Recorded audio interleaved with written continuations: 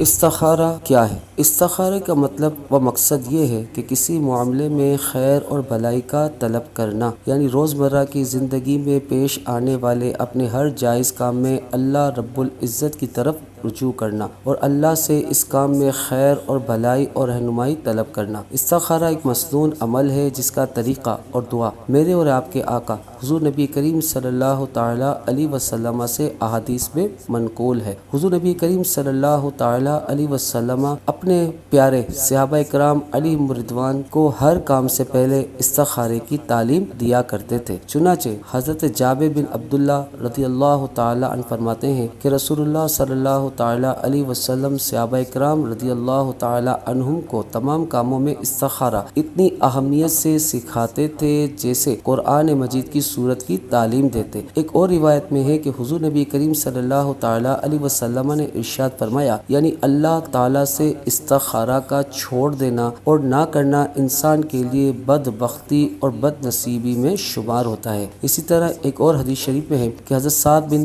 ابی وقاص رضی اللہ تعالیٰ عنہ سے روایت کہ حضور نبی کریم صلی اللہ تعالی علیہ وسلم کا ارشاد گرامی ہے کہ انسان کی سعادت اور نیک بختی یہ ہے کہ اپنے کاموں میں استخارہ کرے اور بد نصیبی یہ ہے کہ استخارہ کو چھوڑ دے، اور انسان کی خوش نصیبی اس میں ہے کہ اس کے بارے میں کیے گئے اللہ کے ہر فیصلے پر راضی رہے، اور بدبختی یہ ہے کہ اللہ کے فیصلے پر ناراضگی کا اظہار کرے۔ استخارہ کرنے والا ناکام نہیں ہوگا۔ چنانچہ ایک روایت میں ہے کہ آقا دو جہاں صلی اللہ تعالی علیہ وسلم نے فرمایا، یعنی جو آدمی اپنے معاملات میں استخارہ کرتا ہو وہ کبھی ناکام نہیں ہوگا، اور جو شخص اپنے کاموں میں مشورہ کرتا ہو اس کو کبھی شرمندگی یا پچھتاوے کا سامنا نہ کرنا پڑے گا کہ میں نے یہ کام کیوں کیا یا میں نے یہ کام کیوں نہیں کیا، اس لیے کہ جو کام کیا وہ مشورے کے بعد کیا، اگر نہیں کیا تو مشورے کے بعد نہیں کیا، اس وجہ سے وہ شرمندہ نہیں ہوگا۔ چنانچہ حدیث مبارکہ میں یہ بھی ہے کہ استخارہ کرنے والا ناکام نہیں ہوگا، مطلب یہ کہ اس کا یہ انجام کے اعتبار سے استخارہ کرنے والے کو ضرور کامیابی حاصل ہوگی، چاہے کسی موقع پر اس کے دل میں یہ خیال بھی آ جائے کہ جو کام ہوا وہ اچھا نہیں ہوا، لیکن اس خیال کے آنے کے باوجود کامیابی اسی شخص کی ہوگی جو اللہ تعالیٰ سے استخارہ کرتا رہے۔ اسی طرح جو شخص مشورہ کر کے کام کرے گا وہ کبھی نہیں پچھتائے گا، اس لیے کہ خدا نخواستہ اگر وہ کام خراب بھی ہو گیا تو اس کے دل میں یہ بات کی تسلی ہوگی کہ میں نے یہ کام اپنی ضد یا انا کے بلبوتے پر نہیں کیا بلکہ اپنے دوستوں اور بڑوں سے مشورہ کرنے کے بعد کیا۔ اب آگے اللہ تبارک و تعالیٰ کے حوالے کہ وہ جیسا چاہے فیصلہ صادر فرما دے۔